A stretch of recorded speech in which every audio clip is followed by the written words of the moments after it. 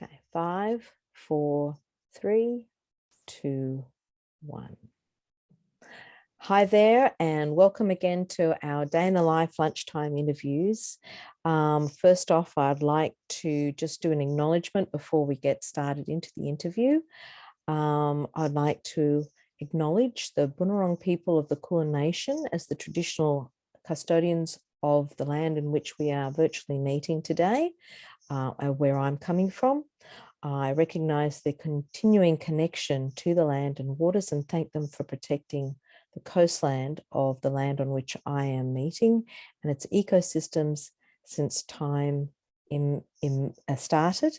I acknowledge they have been on land that has never been ceded, and I pay my respects to elders past and present and extend that respect to all First Nations people that might be watching today. So thank you, everybody, if you're watching. And my name's Melissa Brown. I am the Bayside Peninsula Integrated Family Violence Partnership Coordinator, Family Violence Coordinator, and I'm here today with Melinda Kidgell from JewishCare. And we're going to be doing a lunchtime interview about what Melinda does. So welcome, Melinda, to our interview lunchtime time. Thank you. Would you like to tell us a little bit about yourself to start off with? Sure. So I'm the Senior Project Manager at Individual and Family Services with JewishCare. So that role sits alongside our community education and participation program. I've been at JewishCare since 2014, and my role really has two main components. The first one is the MARAM and the information sharing systems. So I'm working on a project supporting the phase 2 alignment of the refugee settlement and multicultural casework sector to the MARAM. So that's part of a consortia that also involves AIMS and Whittlesea Community Connections. So I think for the ethno-specific services in the multicultural sector, MARAM was a phase 2 rollout. So we've just completed the first year, and the organisations are now all integrating and aligning into the second year. So the other part of my job is I work in workforce capability building, so a range of practice development initiatives, which are really about bridging the gap for people from multicultural and faith diverse communities in the funded service system. So how can we make sure that people get not only equity of access, but also equity of outcome in terms of their need to reach out to the mainstream service system. That sounds fantastic and complex, because you'd have to be across, it sounds like, a variety of policy, organizational structures, governmental structures, in order to be able to really integrate what your knowledge and role needs. Is that right? Well, I think with the MARAM, there's 41 organisations who operate across the state who are already doing some form of family violence work. So that process of alignment is really less about teaching and advising people about family violence, because as refugee and settlement sector workers and multicultural, working in multicultural organisations already, family violence is already part of a suite of service responses that workers make. But certainly working within the framework of the MARAM is what's new. So we're supporting the organisations to really look at MARAM in a way that makes sense for their work, the communities that they're working with, and their role in the service system. So it's really about aligning and enhancing existing work practices rather than trying to replace existing work practices in a way that would just not fit for the ways in which their clients seek a service and their service operates. Yeah. And then go ahead, sweetie. Yeah, go on. And then with the sector, the other services, so we do a bit of work with the Orange Doors, with specialist family violence services, with other organisations. And so that's really about saying a lot of organisations will acknowledge that they're not as far ahead with their practice as they'd like to be in terms of safe cultural inquiry, understanding the service system, how to engage with people from faith diverse and multicultural backgrounds. So those opportunities are really about working with those organisations to say, what is it that you're struggling with? And everybody struggles and it's okay. Yeah. So how can we actually, move this challenge forward a bit? I think all organisations are already aware of what the barriers are and the challenges that they're experiencing in relation to their local catchment areas. And so I guess what we offer is the conversations around what some of the enablers can be that can really bridge the gap between your specialist family violence service or your AOD service or your child and family service and multicultural and faith diverse Victoria. Okay. It sounds that you've been doing this for some while. So you mentioned 2014. Have you been in that role since 2014 or with the organisation since 2014? So I've been with JewishCare since 2014 in the individual and family services area. So I've had various positions there. So I've managed the individual and family support area, which has housing, financial counselling, child first programs, employment, financial counselling. There's a suite of services that work there. And then I left the organisation for 18 months and worked as a program manager in settlement and refugee space. And then I came back to JewishCare last year when the Marram role and this new piece of work all started. So I was with JewishCare for 6 years, away for 18 months, and I've now been back for a year. Yeah. And prior to coming into JewishCare, what was some of the other work you had done? Had you always been in this space? What was I guess what your background is? Is it social work, social policy? Yeah, no, so I'm a social worker by trade. Yep. So this is the part of my career, really the only part of my career where I've not been in a direct service delivery management role. Yeah. So all my other roles have been managing services. Yeah. But I have always worked with marginalised and hard to reach groups. So I've worked mostly in street-based homelessness. I've worked for a large section of time with the street-based men and women who were in the street-based sex industry. Oh yeah. So I think I've always had an interest in this idea of, this principle really that society has a responsibility to take care of all of its members, and that's not just what we do see and how we respond to what we see, but also there's a whole suite of people who are really far away from even knowing that there is a service system, never mind having the hope and the supports in place to connect with that system. So I've always had a interest in working, and have always worked up the sort of more pointy end, I guess, of service delivery. Yeah. What drew you to this work?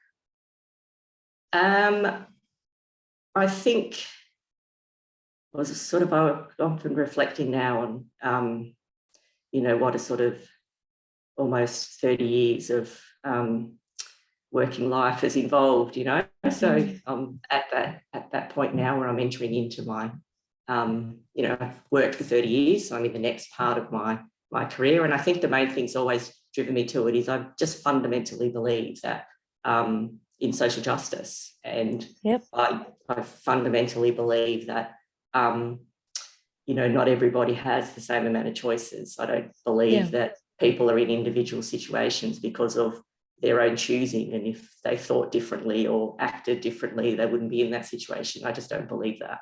I think that life is complex and people experience a range of experiences, and depending on the support network they have around them, they're either able to move forward in life, making some sense of what's occurred, or they further disenfranchised and further marginalised and ostracised, and that just matters to me. Yeah, and that's great, because I think in the work we all do in the space of trying to support those who right now may have a challenge in life, and I don't make it that it's permanent. It's at the time, and you want to lessen it being permanent, right? In the way of working with clients or communities that are needing additional hands of support. I think that the intention is there's an internal motivation that whether you've experienced it yourself, you're a lived experience person, or you have had somebody close to you, or that you just have this internal motivation. It's valuable that I think that is out there to try and make sure connections are happening, networks are there, support is available. And I still come across clients who are unaware of what is something they could do or have help from to support them and lessen the situation they might be in, so that they are able to cope, or they're able to get what they need for the time in their life at that moment. I guess I'm curious, what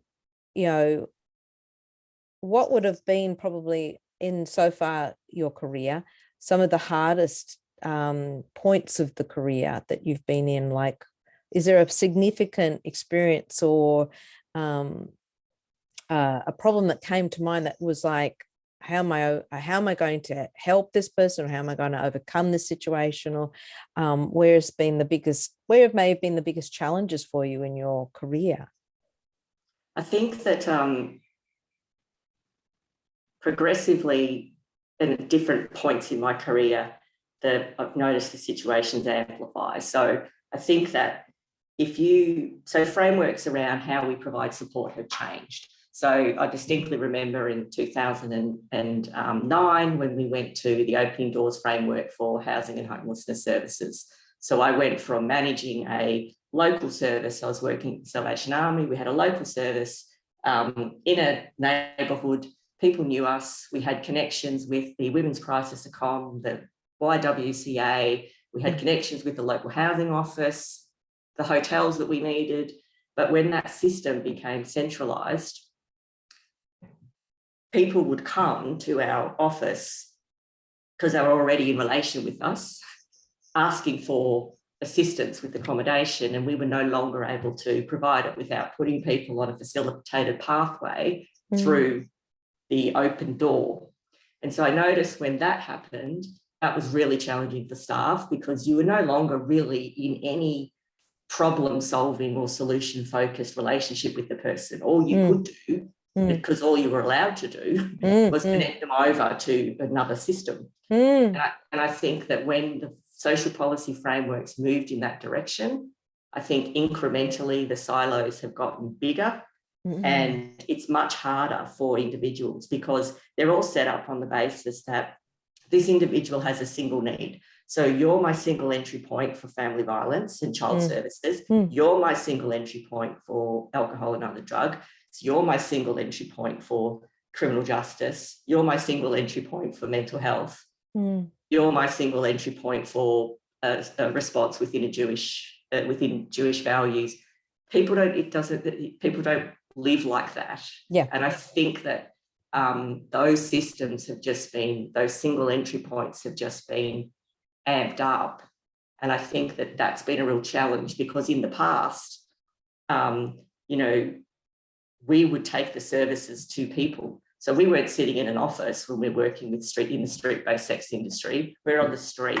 We're saying the responsibility to communicate what's on offer and to check that people are safe and okay is on us as the funded workforce. Whereas I wonder now whether the system is saying, we want to make sure you've got all the information about where we are so you can come to us if you need something. Yeah, and it's flipped. It sounds like the way you describe it's been a big flip. So to me, this idea now of being, whether it's with people experiencing long-term homelessness or, people in various multicultural or faith diverse communities. It's really now kind of about this idea that you do need to bridge the gap, because the single entry points will acknowledge that they don't always feel as though the clients who they're servicing are representative of how they know the diversity of the catchment is. Yeah. And we've got people who are looking for services saying, I know the orange door is there, but I know you and we've already been working together. So why can't you just, do the family violence bit with us? And I just wonder how much further down, this. So I guess that's kind of what I think has been interesting. So I think it's been tough for both clients and workers, but I do think we've been in the process of adapting. And that's why we've now got frameworks that are about breaking down the silos and intersectionality and collaborative practice and bridging the gap and all those things. So I feel like finally we're at a point, very recently, probably because of Marram, where diversity and, identity constructs and culture and religion are back on the table, and that it's okay to ask about them. We don't have to, erase difference anymore. There was a whole period of time where no one's intake forms even asked if anyone, had any religious considerations. No one even asked beyond,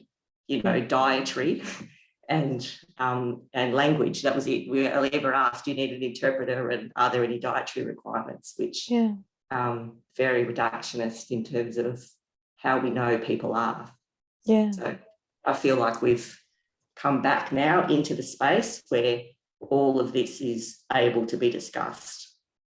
Have you found, though, there have been still some organisations struggling with that shift, that their mentality of, their constructs of how they are servicing community, that they feel they're not able to still shift, or they feel unprepared to shift, or that they have to be led, like with the Marram framework, with the assessment tools, the legislation, etc. Do you feel that that process is still happening? Because I agree with you, in service systems previously, there was very limited a way of engaging and gathering information. Now there's a lot more that you're gathering. There's a lot more to be aware of. There's a lot more as a practitioner you have a responsibility to your client. So do you feel there is a positive shift that is happening across various service system providers in this space, or do you feel there's a segregation, or how do you see this shift happen? I think in terms of all services, so if we focus on family violence and children and families as the audience, I genuinely believe that there is now a real understanding about why identity matters, whereas perhaps years ago it was like, well, it doesn't even make a difference. Like, it doesn't matter if we treat everyone the same. It doesn't matter if if you identify as homosexual, heterosexual, bisexual, it doesn't matter. We treat everyone the same, which for everyone in a minority, it's like, yes, and that's the issue. Because we are not all the same. So I do think the sector has moved in terms of, at least, of definitely being very conscious that culture matters, diversity matters, the meaning people make from their cultural background or their religion matters. It matters in terms of understanding what risk and safety looks like, because not everything looks the same. So I do think that there's a real shift. What I think the block is that mainstream services are just not sure how to activate that. There's an absolute willingness and a desire to be, safe and to be inclusive and to be able to respond to everybody. I really believe that there is a genuine desire to do that. So where the struggle comes is in activating it. So if we know this is one of our statements, or this is what we want to do, how are we actually now going to put in place what we need to put in place to ensure that? So some things organisations can choose to do is they can actually say, you know what, let's put, engagement with multicultural and faith diverse clients on our strategic plan. Let's not keep talking about how, we want to do it and we know we don't necessarily do it as well as we could. Let's just put it on our plan and say, we are proactively and front of mind going to work towards this. You can look at ways in which you can have training and development in some of those MARAM, processes. You can have inductions that really focus on, multicultural and faith diverse the sector. So I know when all new workers start, it doesn't take people very long to figure out that they probably need to know a little bit about housing and homelessness. They probably need to know a little bit about maternal and child health. And they probably need to know a little bit about the legal system. People learn that very quickly. So we'd be saying, so why not also hold in your mind, you need to learn a little bit about the multicultural service delivery sector. That's a whole sector. So you have a health sector, you have that's a whole sector there. So, and there is incredible resources and knowledge base for your co-case management. What does a settlement provider do?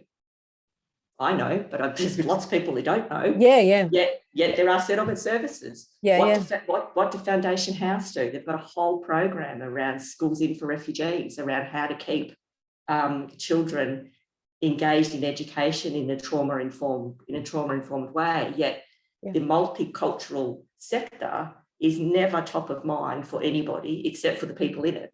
And I think these are concrete things that organisations can just say, we're going to orientate ourselves in a concrete way towards this.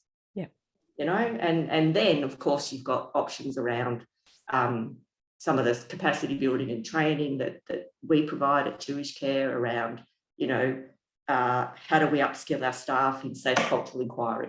When we're doing our intake forms, these are our forms currently. Where could we ask about culture? How would we do that? Which words would seem okay and which ones are not so language. Where are we? Where is our where are we located? We don't need to know everything about every single culture in Victoria. It's impossible. But if we know these are the top 5 languages spoken in our area, or I live and work in the same area and what I see on the street in my life looks very different than what I see in coming into my workplace to seek a service, you've got some indications around, who you should be trying to form connections with. Because it's not possible to know everything about every single, community, but it's about having these principles of practice that social workers carry throughout their whole career. That's right. And just apply them and activate them in relation to multicultural and faith diverse people, because we're already having a range of really difficult conversations with clients already. We're asking questions about things that we already feel a nervousness or a discomfort around. So there's no need to avoid having conversations about culture and religion because we feel nervous. That comes from a good place. But it's then about saying, well, it was never really that comfortable to start asking someone about, an incidence of sexual abuse, or to have a conversation about someone about, why it is that they want to die and do they have a plan, but we do it. So we can apply. This is what I mean by this idea of there are so many things that organisations at the organisational level and at the individual practice level can do to just activate some of these enablers. So we don't keep moving forward talking about what the barriers are with Royal Commission after Royal Commission after Royal Commission, all saying the same things. It's like, you know what? We have tricky conversations all the time, and we're going to use our social work principles and we're going to stand firm in them because we know they're respectful, we know they're safe, we know they build a partnership with the person, and we know that the relationship we create at the start will do us and will do the person much better going forward than if we start with the relationship where we've missed 90% of what's important to that person. So I don't feel it's I feel it's like a big elephant in the room, but I think there is absolute, principles-based approach to just helping workers with that level of discomfort, because all those good social work practices are already there. It's just flipping them around and looking at this group of people, or religious communities or what have you. No, I can hear your passion in this. This is just your bread and butter, isn't it? This is very, very close to, I think, close to the bone for you, and also being able to do your work. And I was going to ask you, how do you find doing your work? What are the kinds of day-to-day stuff that you are having to incorporate in your work or decision make about your work? So I think, I guess the reason that it matters to me goes right back to the start. Like, it really is a social justice issue for me. And so I see a large part of my role as being able to, advocate for this sector and to just try and put the spotlight on there just for a little minute. Yeah, we all work in such a busy environment and the spotlight moves on. So I think at the moment there's a willingness to at least try and have a conversation about minority communities. And I think that if we didn't jump on that at the moment, while everyone's trying to meet all their Pillar 1 standards, and we would miss the policy boat. So that's, if you talked to me a couple of years ago, I might not have sounded so enthusiastic, but at the moment there is an opportunity. And there's a capability exchange that's happening between the specialist family violence services and ethno-specific organisations, and that's exciting, There's not often, opportunities for capability exchanges. So collaborative practice is very much, nothing bad comes from collaborative practice. That's right. It's a good thing. So I guess my role involves, so today I've been doing a bit of this. I also respond to requests that come in from the organisations around their MARAM alignment. So there's been 2 questions today about information sharing, a question about training, which levels of training will be offered for which of their staff. So because they're being prescribed in phase 2, some of the questions probably all the other organisations who went in phase 1 have well resolved. So we do some of that. I'm finalising a video script and a storyboard. We're filming a video on Monday. Excellent. It's cool. We'll put it on the site when it's available. It's called Culture Matters. Feel free to ask. Lovely. So it's just a 3-minute video around ways in which why you should ask about culture, ways in which you could ask, and why it matters in a family violence context. So we're hoping that that's a pretty nifty way to give some practitioners just some language, really quick. 2 minutes, watch it.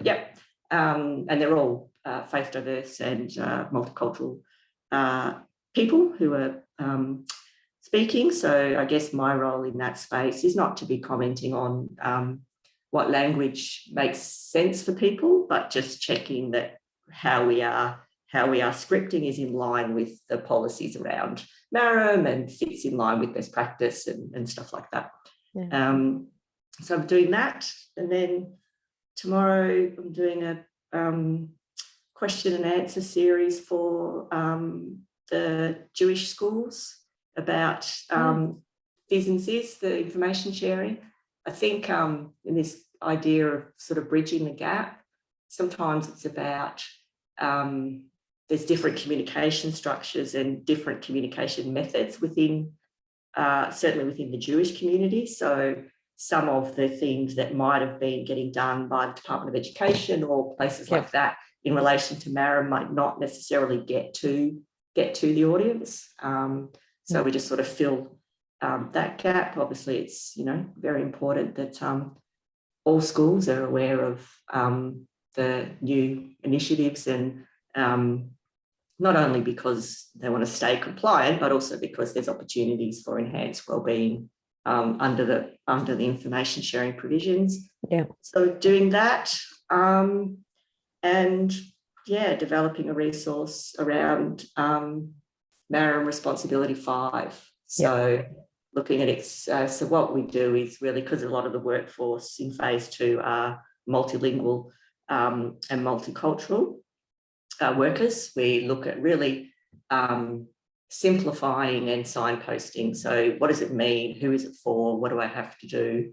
And then where do I go for more? Where do I go for more information? So, yeah, looking at explaining in clear, you know, more simplified language, you know, what is a, you know, referral? Is this secretary consultation, warm referral, active referral? Yeah, that kind of stuff.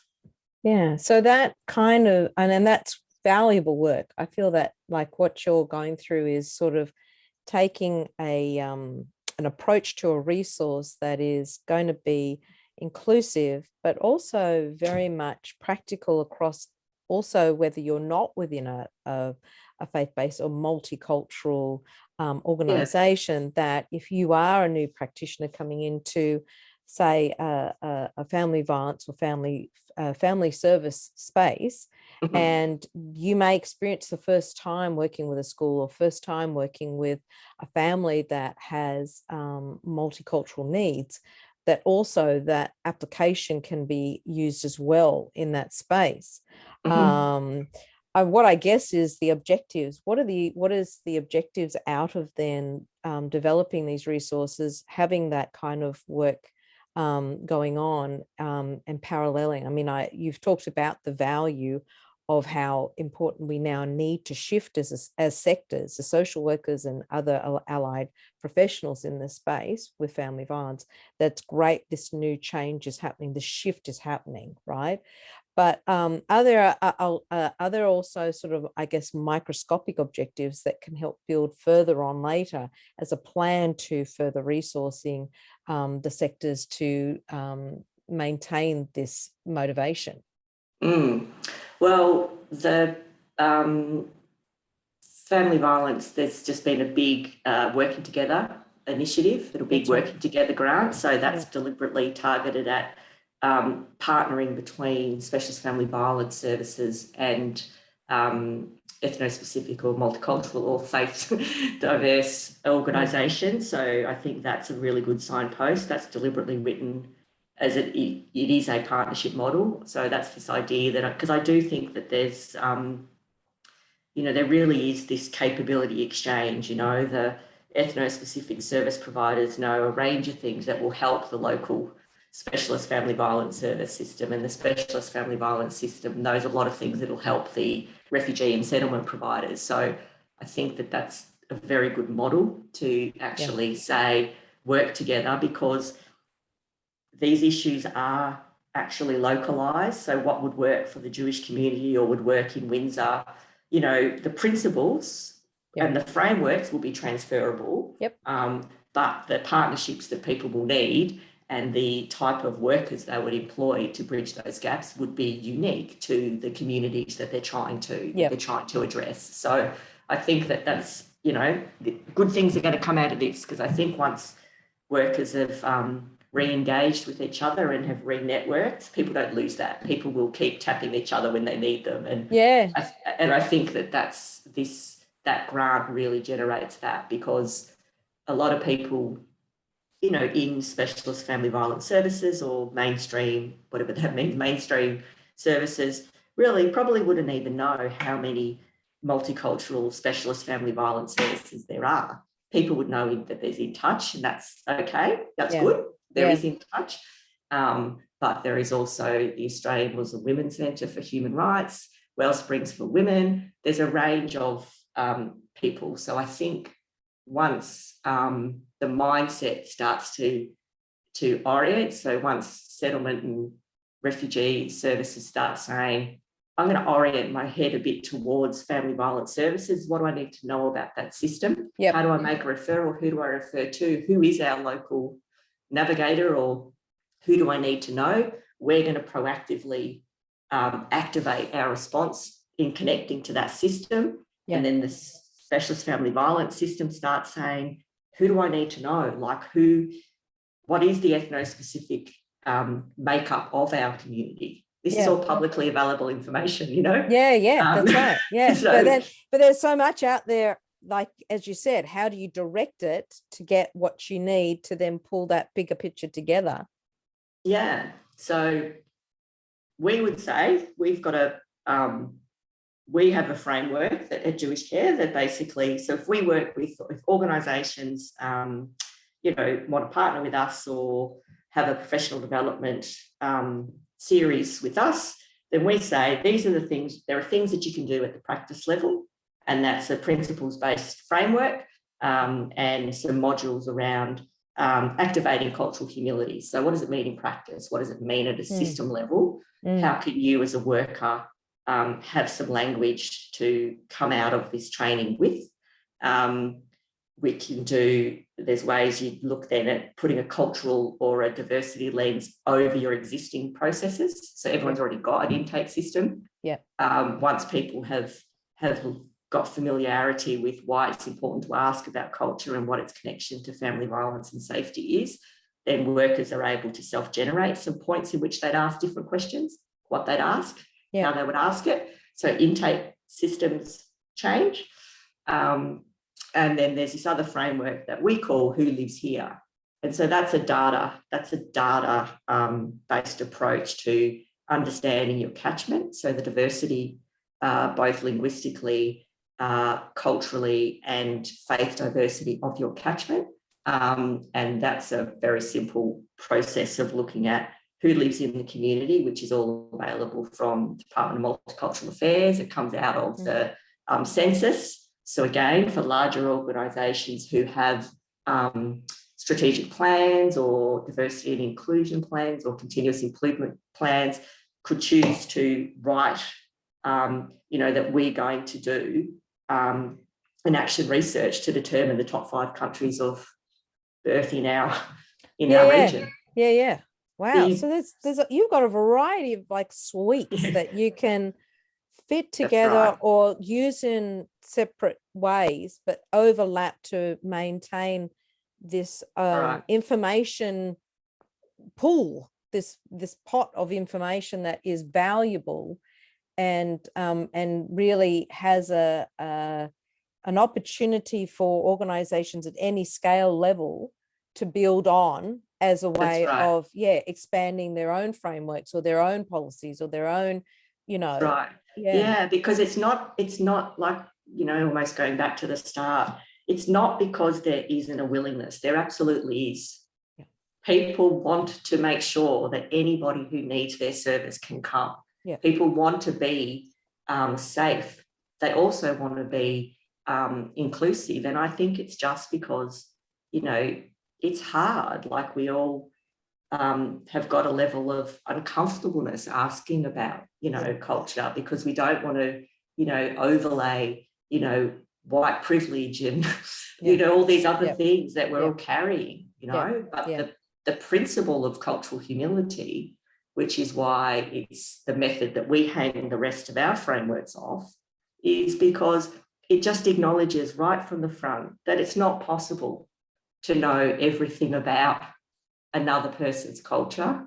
And it's even not possible that people from within the same culture attach the same meaning to it.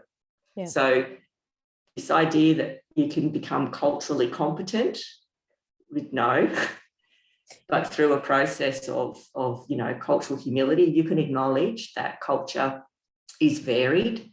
You know, what I might define as the view of being like a white woman in her 50s doesn't mean that the next person's definition of meaning of being a white woman in her 50s, you know. So there's correct.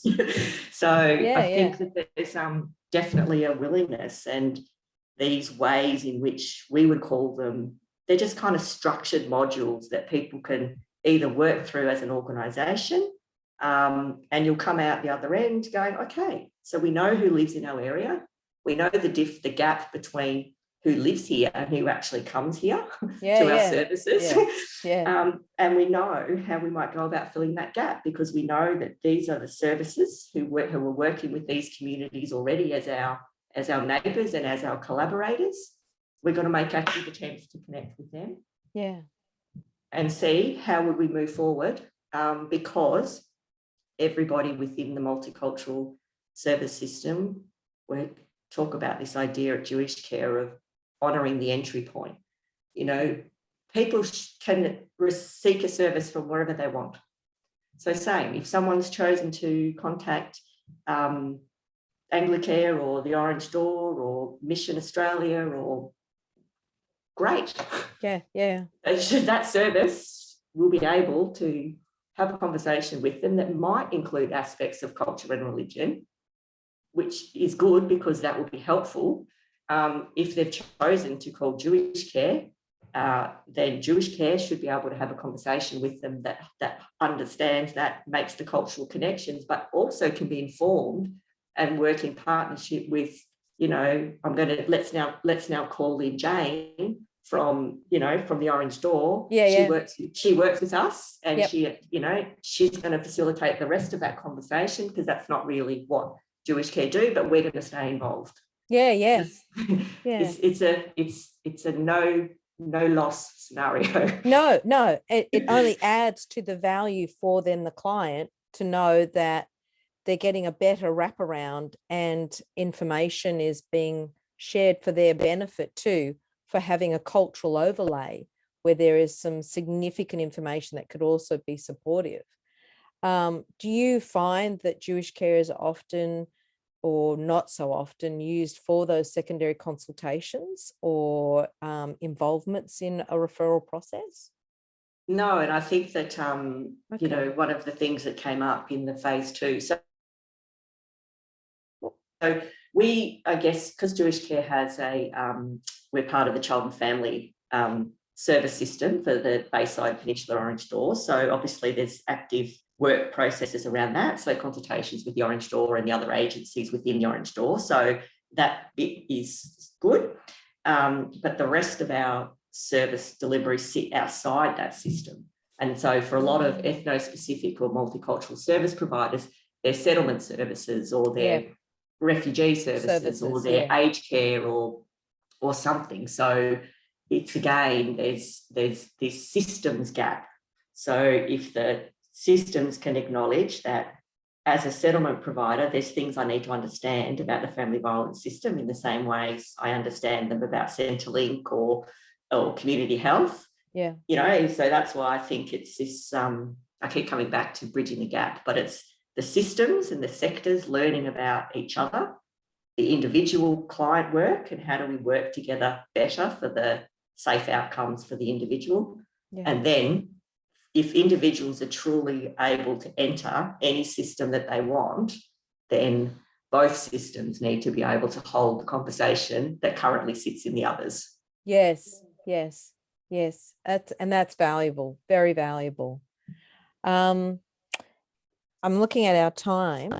Any suggestions or advice you can give to those that are watching now this space of getting into this work, or what would you make any recommendations of how they could incorporate a more cultural humility or cultural overlay to their work?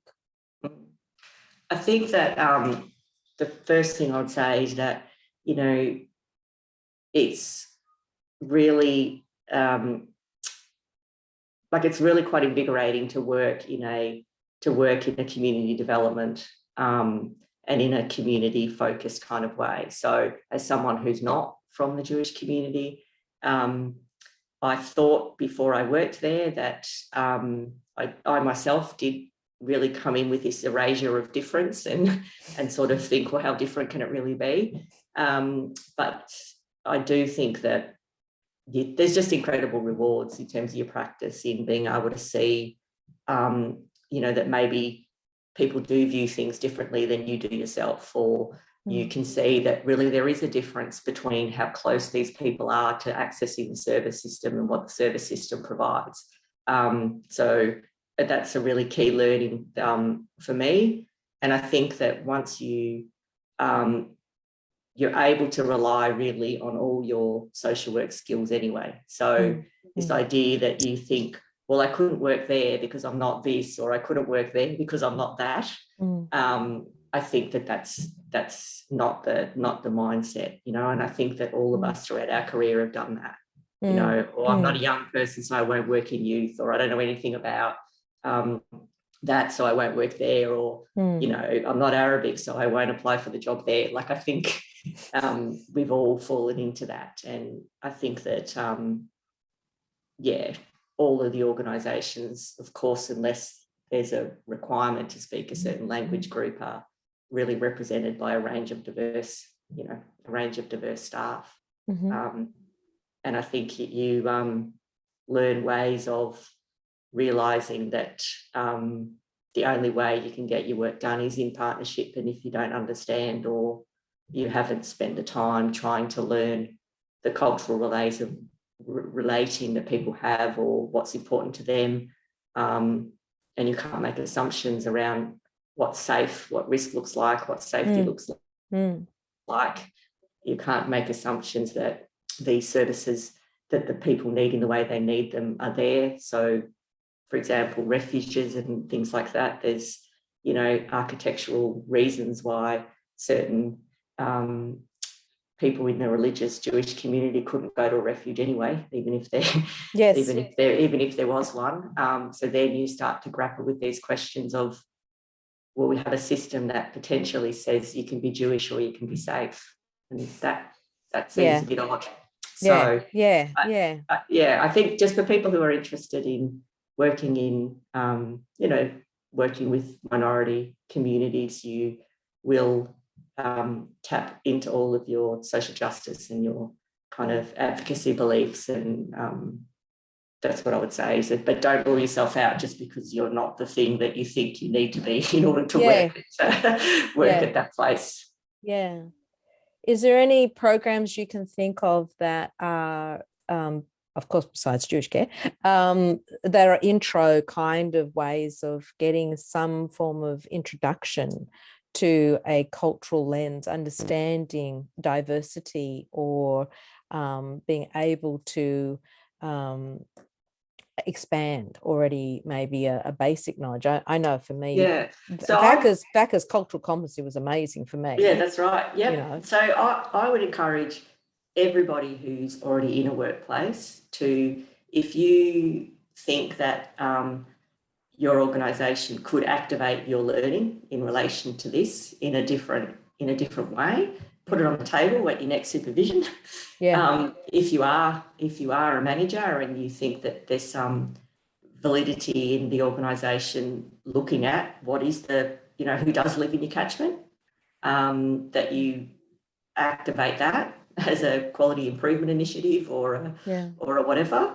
And then outside of that, there is, you know, look towards the multicultural service system. So there is an Office for Multicultural Affairs. So when you're in your browser and you're looking up DFFH and DHHS and Department DOJ, look up Multicultural Affairs. And there's a wealth of information there about who are all the funded service providers, what they do. You can also get a population profile of Victoria. So that's very simple things that you can do for yourself.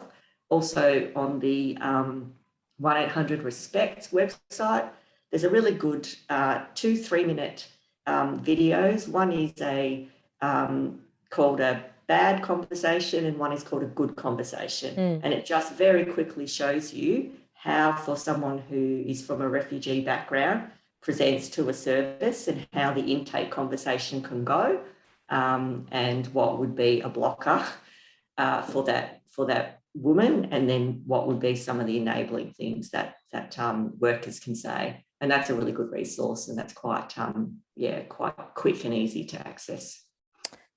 Wow. Thank you so much, Melinda, for your time today. I could talk to you for another 3 hours. Incredible amount of information. I thank you for your time and answering our questions today and joining us for our lunchtime interview. If anyone wants further information about Melinda or JewishCare, we will put it on the link to this video. But I'd just like to say thank you so much, Melinda, for your time today, and telling us about your work, about where you've started from, how you've come around this way, and the extreme value of having a multicultural lens in any work you do. So thank you so much, and thank you for everybody watching, and we will have another lunchtime interview very soon again, so look out for it when we post our link. Thank you so much. No problem. Bye.